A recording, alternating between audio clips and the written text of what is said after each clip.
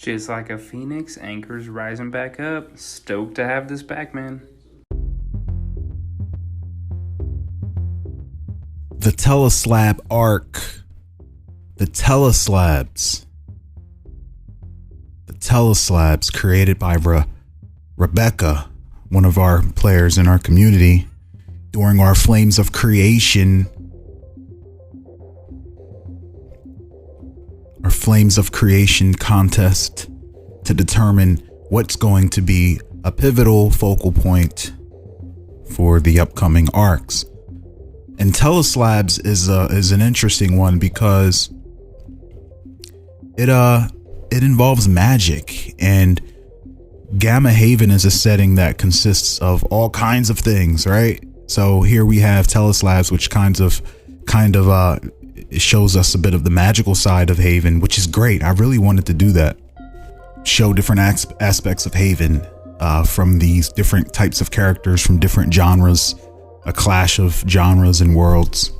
But Teleslabs is it did exactly that. It brought together some characters that you don't think we would have ever seen together, such as Malross, Mingray, and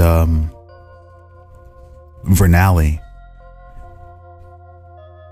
But these Teleslabs, they are magically imbued runes that allows you to communicate with other rune-bearing individuals telepathically at any time. I see them being a small, maybe only a couple inches in diameter, circular in shape, and with different rune arrangements based on user preference and such. They could also maybe be used as radios or music players as well, allowing for mass communication from a source Teleslab alongside a bunch of linked ones. And that source that's the lore submission from Rebecca.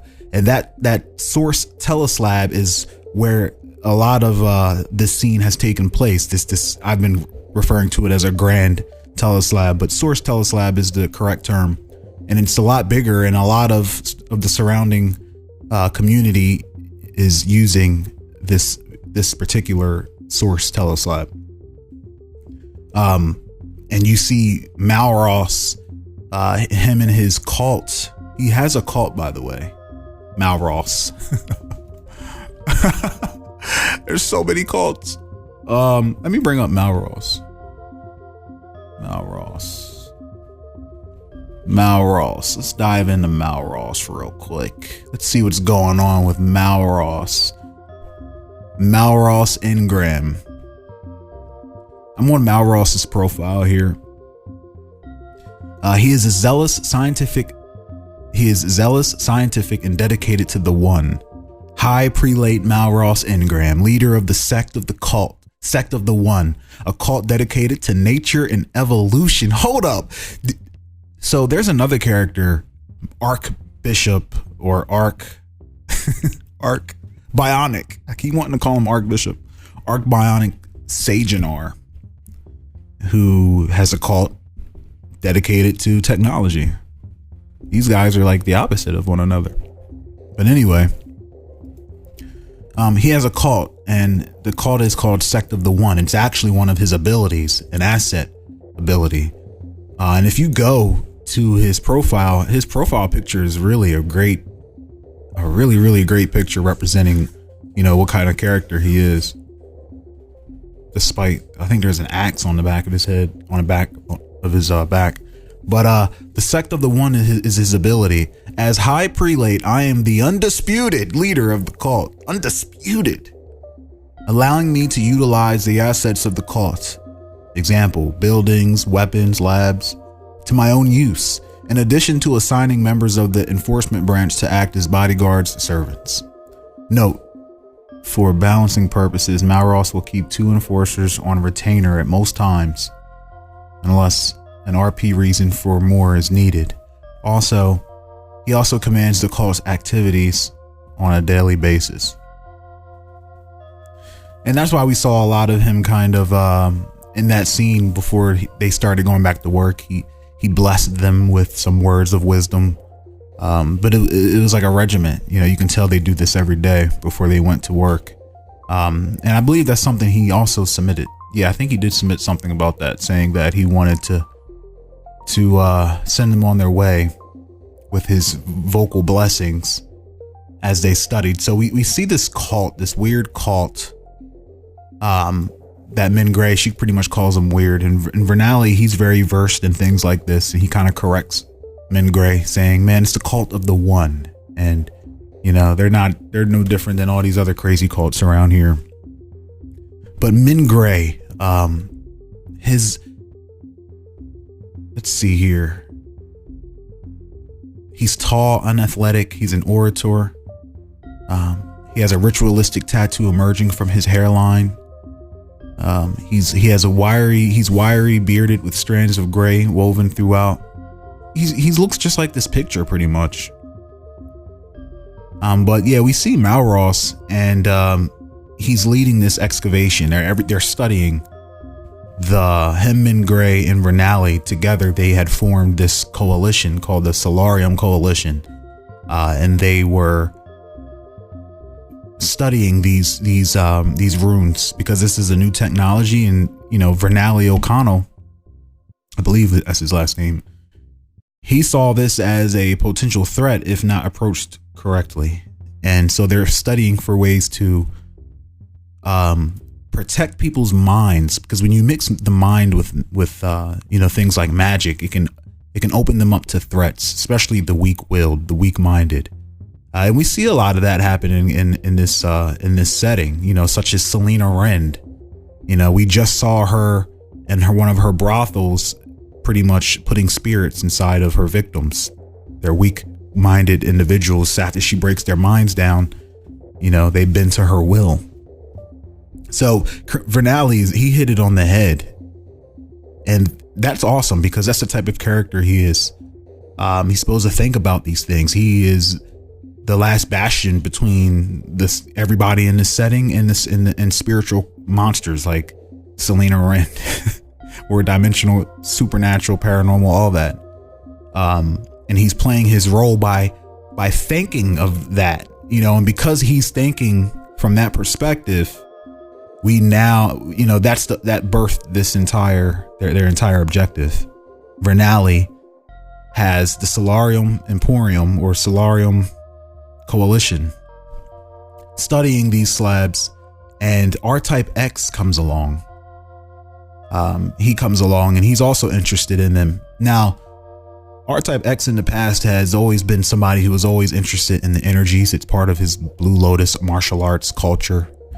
Always interested in the energies, and he always had the ability of energy manipulation, but he more so kind of gravitated toward a different ability, gravity manipulation, and moved away from energy manipulation.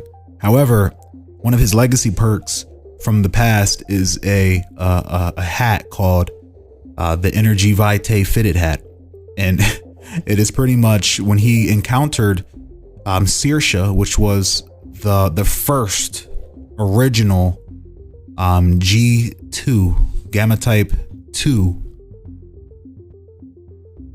being created by what we learned was actually Deftude, but pretty much raised by the instigator.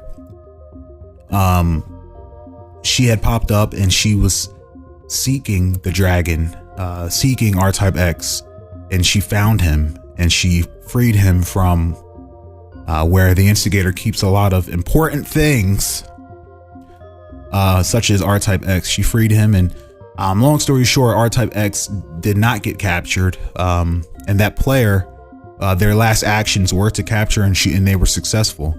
But then we see RType X show up at the gate center, so we don't really know what happened between him and Saoirse, but we do know that he ended up encapsulating her energy vitae, which was the name of her energy. He ended up capturing that. Now, also, let me rewind. The energy vitae is the energy that she is able to create, and it is pretty much it keeps the balance between the mutations of G types. You know, she can create order or chaos around her with that ability, turning either keep healing like a life force that heals and keeps things in order, or a very chaotic mesh of just chaos, which is what causes the abominations from the chaos within their DNA. But anyway, that's how he was able to remedy his perpetual morphing, because he had the kill switch hit on him, and I'm talking about RType X had the kill switch put on him that made him an abomination, and then he was put on ice by the instigator. When he got the hat kind of keeps his body in order, so he doesn't turn into an abomination. And ever since then, he's been wearing it, so he's still kind of he has a hat that has a powerful energy in it, and I'm assuming that it kind of, he wants to build on that. He wants to build on that. So he's interested in these arcane energies of these Teleslabs. And that's why his character is here. And he's just coming to take it. And Malross, we see Malross pretty much saying, hey man, like, granted, you know, they don't own these Teleslabs, but you know, he can't just come in here and take shit, but he doesn't own it. So Malross doesn't, he leaves his what would you call them? I guess cult members, his apostles, up to RType X. But Malross meets back up with Min Gray, Vernali, and Min Gray, you know, has a really great idea. She wants to, she owns a very, like a mythical guitar, and she wants to not only, she found a way to protect people's minds when they use the Teleslabs, and that is by protecting the communication that goes to and fro from the mind through the stones. The runes are protected by eldritch magic. Now, this eldritch magic can only be generated, the shielding can only be generated by the power of Gruul Saber as she strums and plays. And I'm sure they can find a way to preserve this energy and kind of keep it there so she doesn't have to play nonstop. But that's pretty much her idea. And Vernali's like, damn, that actually, you know, that makes a lot of sense. So let's do that. So she's testing it out, and she's more than happy to, right? Because she's using the Teleslabs as an amplifier, which takes the already endless power of Gruul Saber and a step up. And she attracts a crowd.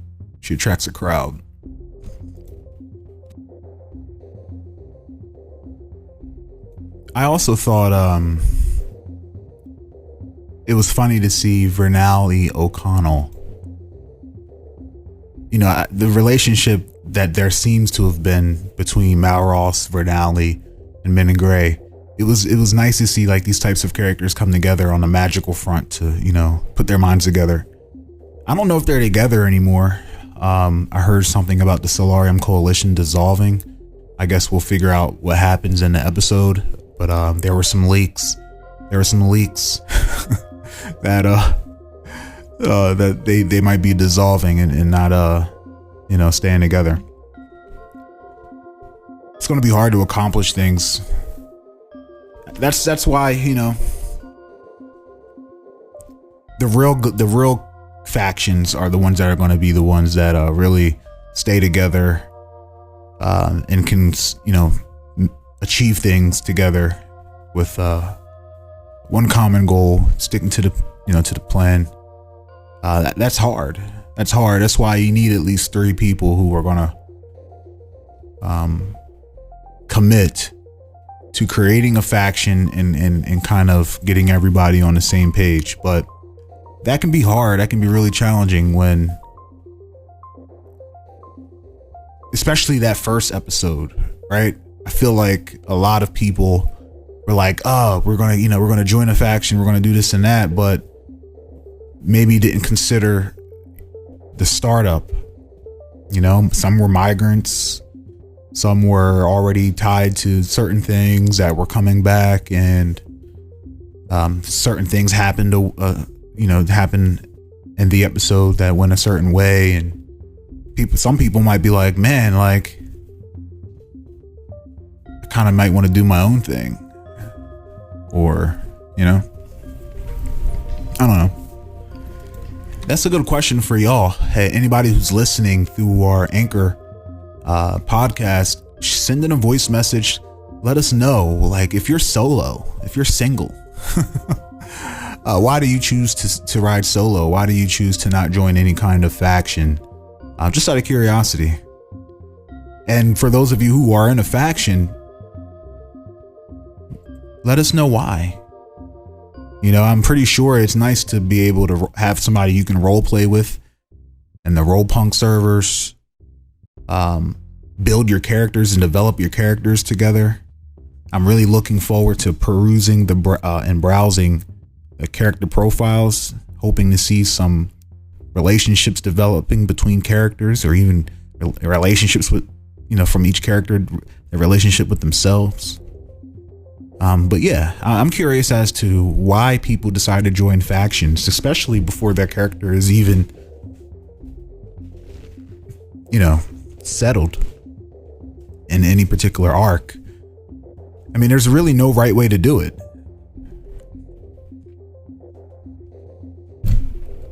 You know? It can go any way. But I say all that to say the relationship between Vernali, Mingray, and Malros, it's strange, man. Mingray is a moth woman. I love Mingray. When I first saw Mingray, I thought that was like my favorite character. Still is. Mothkin musician extraordinaire, a newcomer to the world of Gamma Haven, devoid of memories but eager to make her mark. Mothkin physiology, sonic manipulation, and Gruel Saber are her abilities. So they think that they found a way to protect the people's minds from third parties. Meanwhile, RType X, he's seeking more information on these things and studying them for himself. Cervantes de Ageha is around stealing a whole entire Teleslab for the Gokin. You know, she uses her illusion magic, or her ability to manipulate reality, by having these perverted people, these perverted bums, fall into a kind of like a genjutsu, an illusion of them being in their own erotic scene. You know, there was a lot of pouring ale into a person's mouth and rubbing strawberries on one's back. No, nothing else. You know, that was really it. There were some people who were so grossed out by that. I don't know if maybe it's because I went and found sound effects of constant breathing to play under the narration, or along with female sound effects of moaning. But I mean, it was a moan and breathing. You know? There was no sex in the scene. There was nothing. I mean, I guess. I mean, there's never going to be some like crazy stuff. Like, that was probably the most raunchiest things I've ever gotten. But it was just pouring beer and rubbing strawberries. And I think I said something like, I said they were sharing a moment. You know, sharing a moment. That's all. And then she just whipped them all with her belt, and they all in their wallets and money and her coin dropped. And she took all that, made away with the Teleslabs.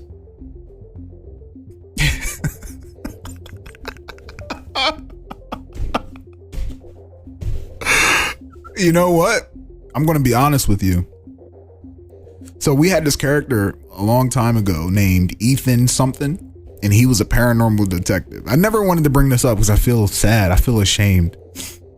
But he wanted to his goal in one of the seasons, his goal was to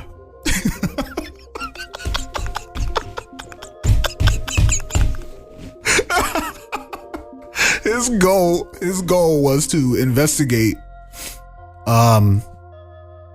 paranormal things happening in the city. And at the time, the only paranormal shit that was happening in the city was Selena Wren's brothels. So he was the one that ended up breaking Slater, his character, out of the brothel. Because remember, Selena Wren caught Slater, who was working for the instigator, to penetrate and break into the abyssal realm with that anchor. Remember that? And he ended up getting into a scuffle with Ivan, and then Selena interfered on some NWO WWF shit. She came in with like Scott Hall with the taser and tased and tased Slater, or what was his name? A cool ass character, man. Really cool character.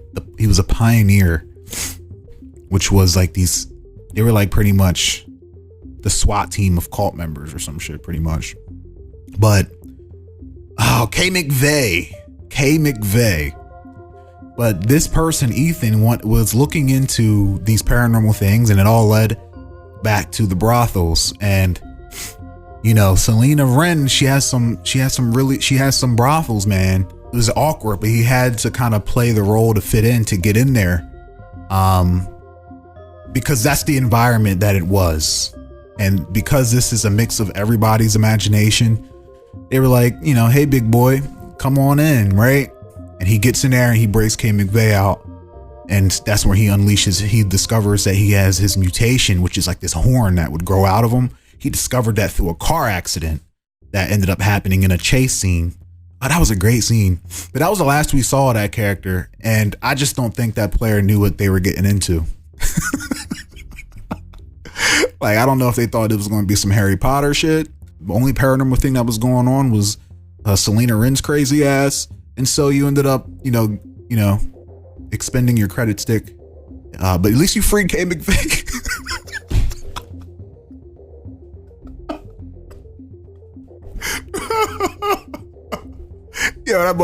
He never came back. But I don't know. It could have been that. I think it was that. I don't know. Maybe he thought he died, because it was one of those scenes where you actually won, but you went through a hard time, so it looked like you lost, but you really won at the end. Like you achieved your goal. It's really just a stepping stone in your long journey ahead. But some players, for example, Agamemnon, the Honorable, no, that's John Quill. Louis Lefty, Agamemnon, got shot by Klaus in the last episode, and that was just to kind of show that the rest of the people have not correlated Klaus Huron to Atlas. They don't even know who Klaus is because they weren't there. So that was to kind of, in the meta, show the players like, yo, Atlas does have assassins and they are working already. You just don't know it yet. And Agamemnon is going to be that person that ties in like, hey, Atlas is definitely on some shit. Like, I don't know if Klaus was involved with Atlas, but it's not a coincidence that I just got shot for selling stuff at the colony. So it was more of like a bridge more than a defeat. Granted, it was a defeat, but faces and heels. But anyway, Min Gray, Vernali, and RType X and Malross, I think, is a great little collection and a revisit to the magic portion of Haven. And because of everything that's going on in the midst of the rebellion and all that stuff happening, the Uncryptids have been drawn to this area or this portion of Haven City. And these Uncryptids are beings from another dimension. And the player of RType X created the Uncryptids, and his initial lore submission is what it's based off of, or is the direction that I took it in. I went off of what was originally submitted that made them just seem like a very, very unique beings from another dimension that snatched people up. But the RType X did have, and I did want to share, RType X did have another thing in mind, but that didn't come until afterwards, so it was kind of too late to. I really wouldn't want to. I kind of liked the original submission that he submitted and the direction that it was going in, but to kind of give you some insight on the inspiration of these characters and maybe what they could have been, RType X actually reached out to me and was saying like, hey, this is what I was really thinking. I didn't put it in this original submission, but this is the direction that I was going to go in. And I thought it was interesting. Wanted to share it with everyone. Hey, so I'm listening to the meta behind, which is one, I really like that, this whole breakdown and everything. But you were asking about any type of expansiveness on the Uncryptids and everything. And I hear you were using terminology like Slender Man and everything, so I felt like I should kind of give you a little bit more about what it is. One, I also really like the idea of not giving them some type of like framework in which we can actually destroy them. I don't think this is something, the threat level I need these things to be at is something that I feel like none of us can sit there and take care of. I want something really, really, heavy to take care of. Or anyway, so there is a story online about gray and brown, and my time limit is about to end up, so I'm going to sit there and tell you this little story and just leave it at that. There's a story about gray and brown, in which that these are pretty much Uncryptids, but they're called gray and brown because of the business suits that they're wearing. This is during a time period of our modern age versus an age much further in the past, as opposed to what they're going to basically be like in Gamma Haven.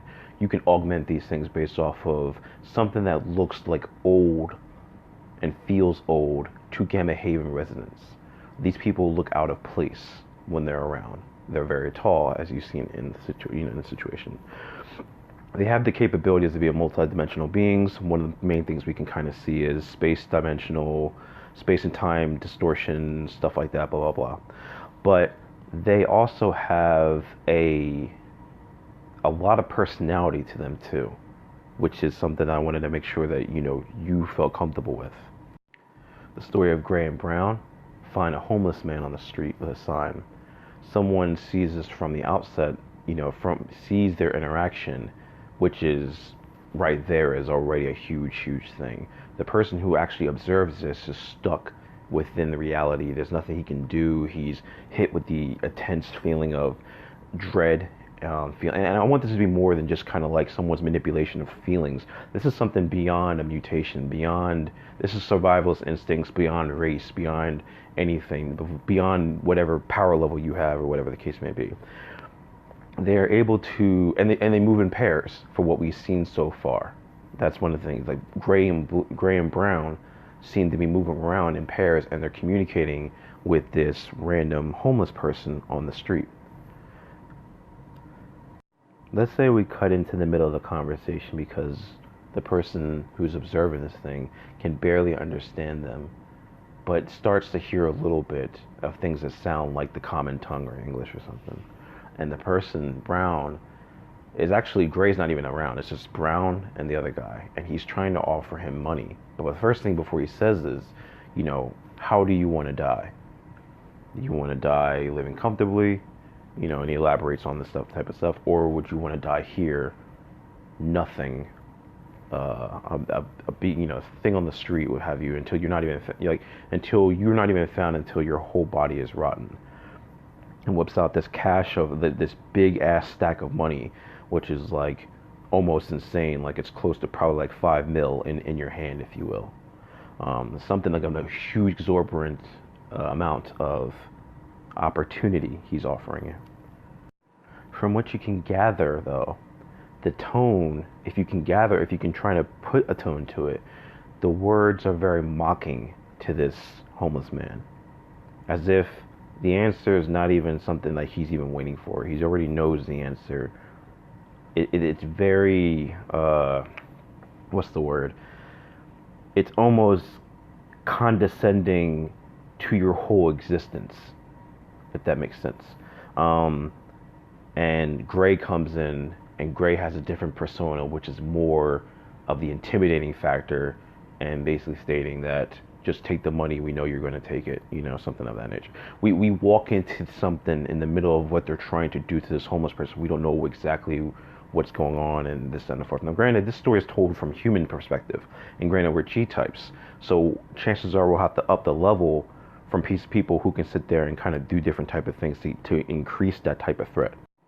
Brown is kneeling in front of the homeless guy, offering him the money.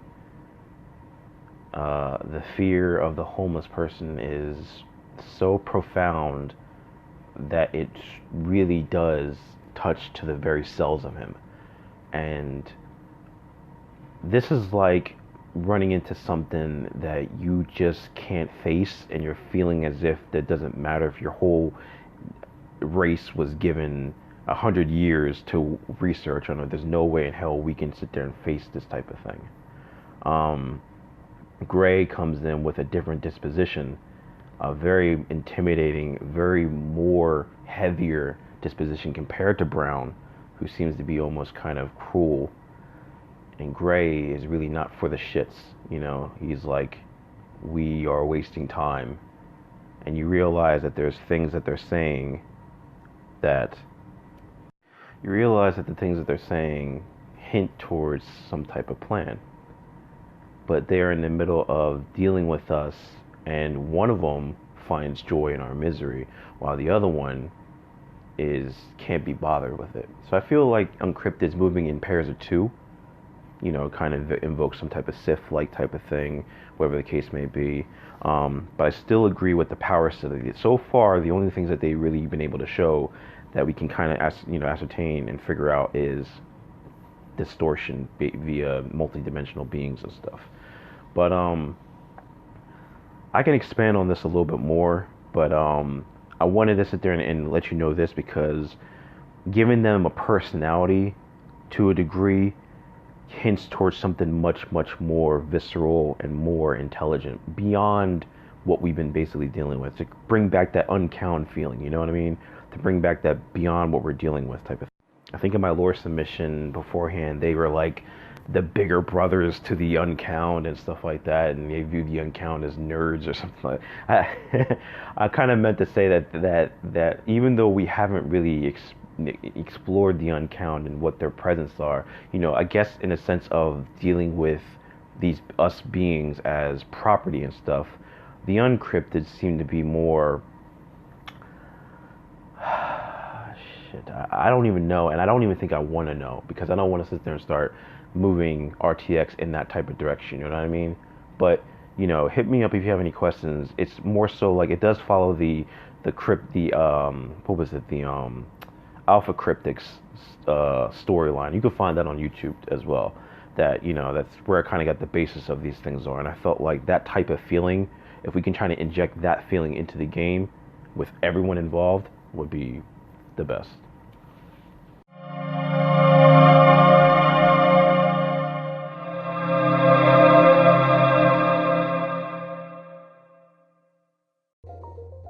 Yeah, so, but nonetheless, they are a problem right now, and they don't seem like something you can really like defeat. Like, you know, RType X can beat some shit up, but he knew once he kicked this thing in the head and it disappeared. He knew this shit wasn't gonna go down, you know, through fisticuffs. And we even saw Vernali, you know, he's the first one that saw these things like, yo, what is that? That is not a person. That can't be a person. They're way too tall and those clothes are way out of style. So he runs through the crowd. I just pictured him like all, you know, smelling like whiskey, running through the crowd, pushing people out the way, and we get to see a little bit of what he can do. And he has pyromancy. So one of his abilities, he can actually emit flames, you know, manipulate fire.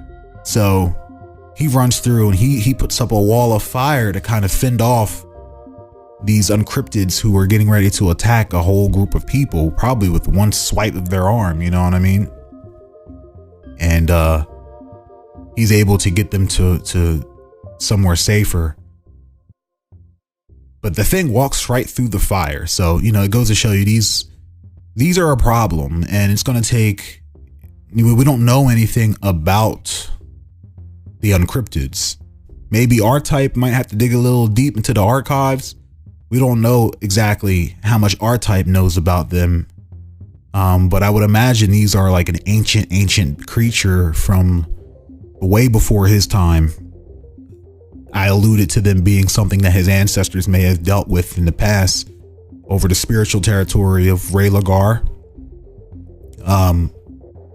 So we'll see where he goes with that. But I know one of RType's objectives is to explore more and look into these things. That is a couple of their objectives, is to take care of it. Someone's going to have to take care of it.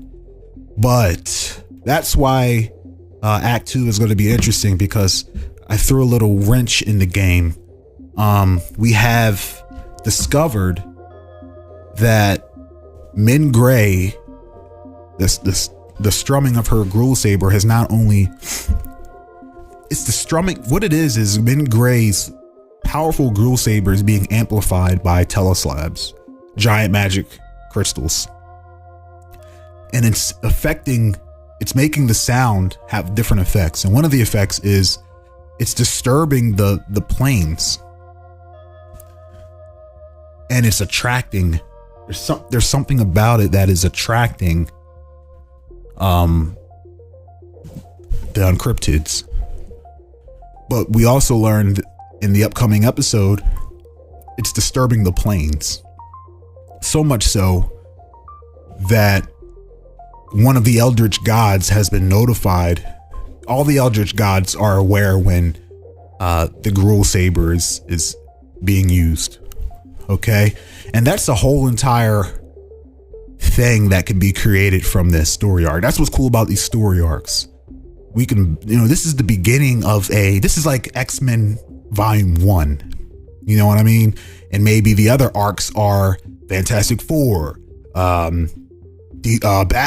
Like, that's what these arcs are supposed to be. And what's created from these arcs are supposed to recur like a comic. You know what I mean? So literally this Gruul Saber shit, this guitar shit, when I heard that, I was like, and I think this is why I liked her the most. I mean, no favoritism here, but I really like this character because when I thought of it, it reminded me of the Green Lantern rings, just how this is a thing that she earned in the past that we also still want to know about. We really want to know about that. And hopefully she'll, layers and layers to get peeled back, and she finds ways to show a little bit of that through her role playing and role punk and her endeavors and journal entries and so on and so forth. But we discovered at there's an Eldritch half god, I think I said, a semi-god, demigod, who is the younger or older sister of the god of rock, pretty much. And Uneldu is what her name is. And this Eldritch god comes and she's like, you're causing disturbance. I'm really here to just quiet you down and kill you. Shut you up. Glad to see you that you're wasting the power of Gruul Saber, and you sound bad anyway, and I could probably be a lot better than you, but this has to stop. And I'm also going to destroy this place just because I really don't like you like that. But hey, if maybe you could beat me in a rock competition, maybe I won't destroy the tank. And Uneldu is an Eldritch demigod, and Uneldu is likely not playing around. And Min Gray knows this, and I believe Vernali, I think, may notice too. He's into the supernatural. It might take him some time to kind of put two and two together, or who this person is. But yeah, so Uneldu has her own Eldritch guitar. And Min Gray has the Gruul Saber, and the Gruul Saber is kind of sentient too. So, to my knowledge, based off of some of the entries I saw, Gruul Saber would love to partake in this battle. But this Uneldu demands all of the attention, and this is at the top of their priorities. So you think Uneldu really cares about this planet being, this city being under siege by Uncryptids? Not really. So what is important to Uneldu is also important to them, but maybe not as important as some other things. But who knows? That's why it's called Bigger and Bigger Dilemma. But anyway, I'm curious to see how these characters are going to deal with multiple situations. And that's a recurring theme. There's a lot of situations and problems that got to get fixed out there. And it's all about what matters to you. You can't do everything. Something has to go wrong somewhere, or maybe it won't. Based off of what I've seen so far with Mingray, Vernali, Malros, they have a really, as far as magic goes, between all of their knowledge, and Vernali's no slouch, neither is Mingray, and Malros he has some crazy abilities himself that I could see getting used, especially in conjunction with his allies. I don't think Uneldu. I think Uneldu needs to be careful. I mean, you know what I mean? What is a god to some of these gamma types? The instigator, this whole tank is creating gods, if you think about it. You know what I mean?